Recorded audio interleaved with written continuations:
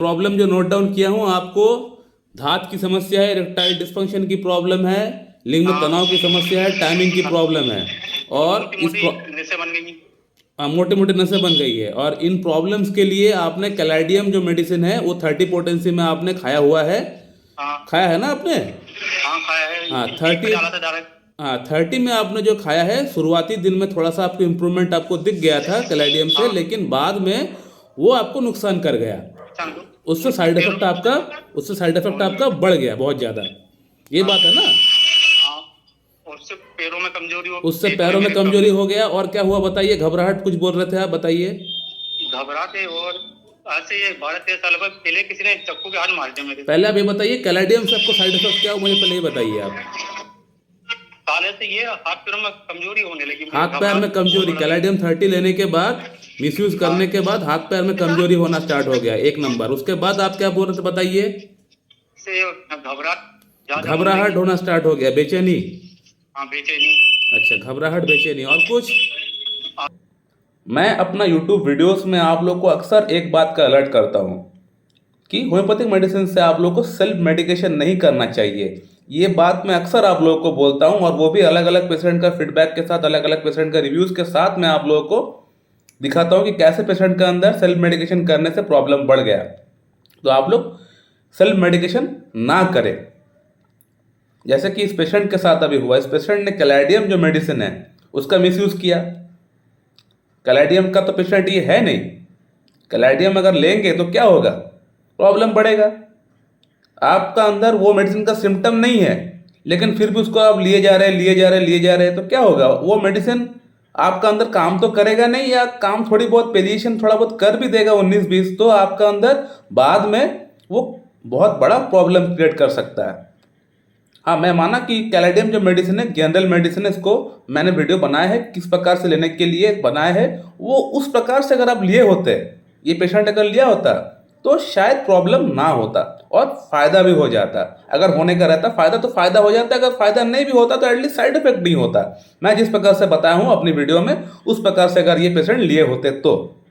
लेकिन इन्होंने किसी और का वीडियो देखा, वहाँ से उनका बताने के अकॉर्डिंग इन्होंने कैलाडियम को इस्तेमाल किया, 30-200 में इस्तेमाल किया, और साइड इफेक्ट देख लीजिए। घबराहट, बेचैनी हो रहा है, अभी काम करने का मन नहीं कर रहा है, पैरों में वीकनेस, कमजोरी, हाथ पैर में वीकनेस, कमजोरी हो रहा है, पैर नहीं चल रहा है, हाथ पैर नहीं चल रहा है, दिमागी तौर पे इनको घबराहट, बेचैनी हो गया है, बीपी थोड़ा बढ़ गया है इनका, अभी पैल्पिटेशन हो रहा है, घबराहट हो रहा है, रात को नींद नहीं आ रहा अभी इनको, कोई भी काम करने से पहले इनको डर लग रहा है, घबराहट हो रहा है, थोड़ा सा चलने में फिरने में थोड़ा इनको पेन हो रहा है, पैरों में पेन हो रहा है, एक वीकनेस सा पेन हो रहा है, यानी वीकनेस के साथ पेन हो रहा है अभी चलने फिरने में, साथ में घबराहट, बेचैनी, रात को नींद नहीं हो रहा है, एक मृत्यु भय तक इनका अंदर आ चुका है। ये कैलाडियम लेने के बाद से ही स्टार्ट हुआ। कैलाडियम 30 जो है पहले लिए थे, उससे थोड़ा बहुत फायदा इनको दिख गया, थोड़ा बहुत इनको इंप्रूवमेंट दिख गया। उसके बाद 200 में मेरे ख्याल से शायद लिए थे, उसके बाद प्रॉब्लम, सारी समस्याएं स्टार्ट हो गया। तो मेरे ख्याल से अभी इस पेशेंट के लिए हम लोग क्या कर सकते हैं?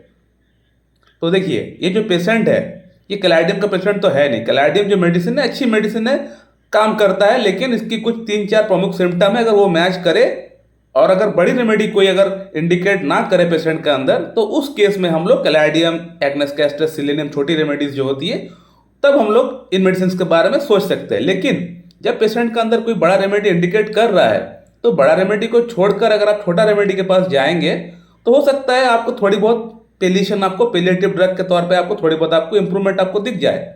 लेकिन उसको इस्तेमाल करने का एक तरीका होता है। अगर उसको अगर रिपीट फास्ट तरीके से कर देंगे, फास्ट रिपीटेशन कर देंगे, तो आपको वो मेडिसिन साइड इफेक्ट बिल्कुल कर जाएगी, बिल्कुल आपका अंदर एग्रावेशन हो जाएगा, जैसे कि इस पेशेंट का अंदर हुआ। कैलाडियम से इस पेशेंट का अंदर थोड़ा बहुत इंप्रूवमेंट हुआ था, लेकिन आगे जाके गलत रिपीटेशन के कारण से, मेडिसिन का गलत पोटेंसी का सिलेक्शन के कारण से इनका अंदर साइड इफेक्ट हो गया, इनका अंदर एग्रावेशन हो गया। तो अब हम लोग इस पेशेंट को कैसे टैकल कर सकते हैं?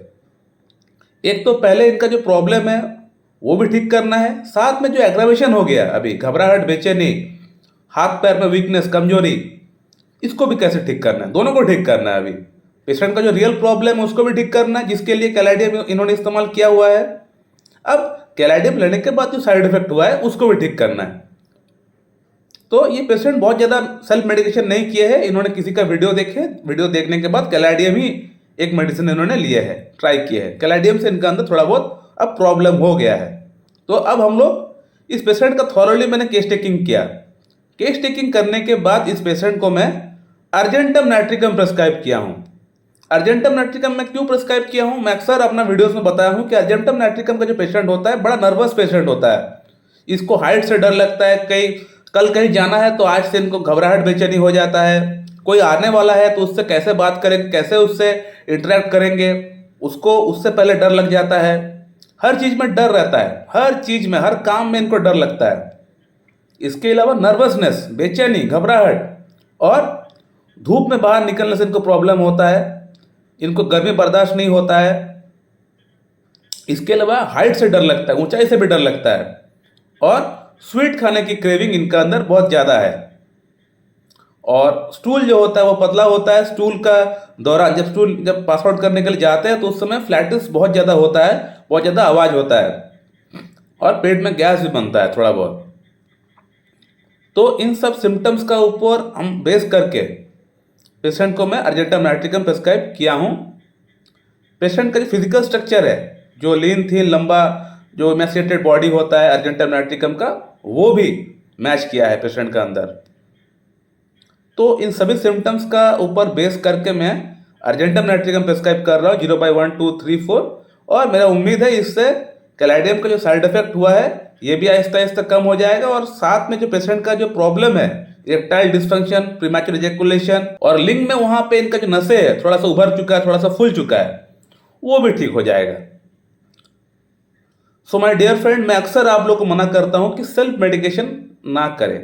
कोई पैथी में आप सेल्फ मेडिकेशन ना करें, एलोपैथी, यूनानी, आयुर्वेदिक, कोई पैथी का आप सेल्फ मेडिकेशन आप लोग ना करें। किसी का वीडियो देख के, आर्टिकल पढ़ के, या ओवर द काउंटर मेडिसिन जाके आप लोग ना खरीद के खाएं, इससे प्रॉब्लम बढ़ता है बहुत ज़्यादा।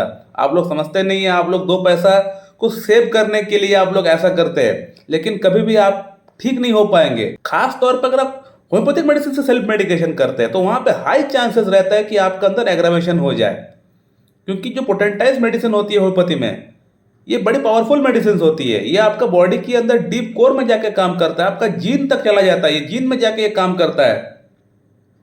तो इन मेडिसिन से आप सेल्फ मेडिकेशन ना करें। इस पेशेंट का प्रॉब्लम मैं पूरी तरह ठीक कर दूंगा, पेशेंट को मैंने आश्वासित कर दिया है, लेकिन शर्त एक है, शर्त यही है कि आपको वहाँ से कोई मेडिसिन आपको नहीं खाना है। खास तौर पे होम्योपैथिक मेडिसिन आपको वहाँ से कोई मेडिसिन आपको उठा के नहीं खाना है।